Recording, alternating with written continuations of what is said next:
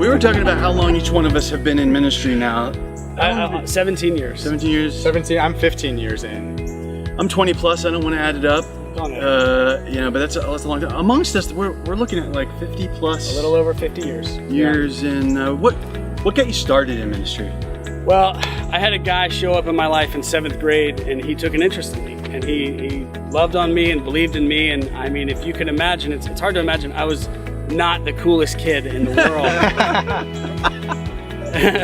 Anyways, so Neil showed up in my life, and Neil McGee. Way to go, Neil. Neil who? Neil McGee. That's awesome. Yeah. So anyways, Neil McGee showed up in my life and took an interest and believed in me in a way that I didn't believe in myself, and showed me love that I didn't know. And so he faithfully pointed me to the love of Jesus, and that's, it changed my life forever. So grateful to Neil, but that's part of what gave me this idea of wanting to do that with others myself.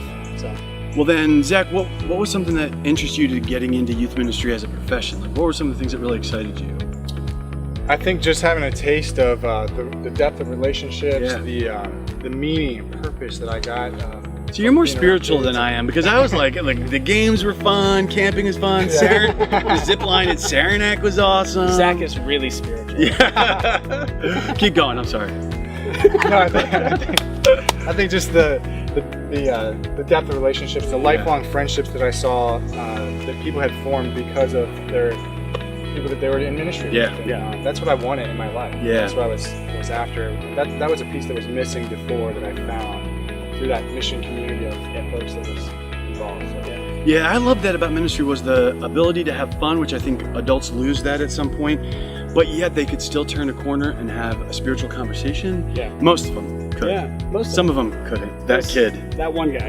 In the back, you know who you are. Right. No, I think as we kept going in ministry, as you begin to share life with kids and you kind of put a few years under your belt, you celebrate with kids, you marry kids, you suffer with kids, you bury them as well. I mean, there were some really amazing, incredible times in ministry, and then there were some really hard times in ministry.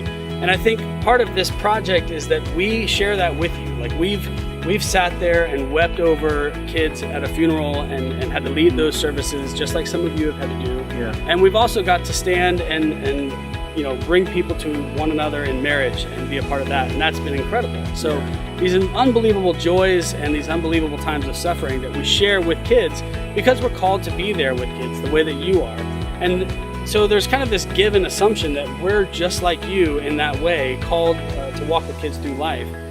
But we also recognize that it's really hard and that it takes a toll. And so part of this effort, I guess, is that we want to get behind your work and bring incredible resources to bear for you to help you, because we know it's hard. We know it's difficult.